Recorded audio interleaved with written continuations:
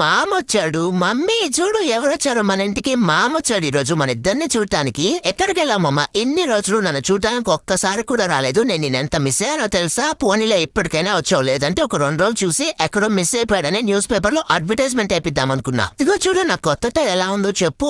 చెప్పులు వదిలేసావా? నా కోసం నువ్వేమీ తీసుకురాలేదు కాబట్టి ఈ చెప్పులు ఇంక మర్చిపో. అరే అలా లాగేసుకుంటావేంటి మమ్మా? నేనేమైనా నీ ఆస్తి అడిగానా? చెప్పులే కదా.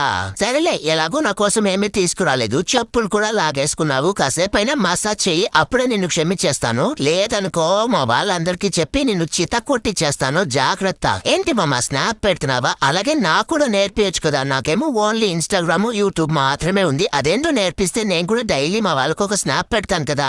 ఏంటో మామా ఇంట్లోనే ఉండి బాగా బోర్ కొట్టేస్తుంది. నువ్వైనా అప్పుడప్పుడు వచ్చి నన్ను బయటకు తీసుకెళ్తావు, లేదా ఏదైనా పిక్నిక్ లాంటి ప్లాన్ చేస్తావు అనుకుంటే నువ్వు ఈ పక్కకు రావడమే మానేసావు. సరేలేండి గైస్, చాలా రోజుల తర్వాత మా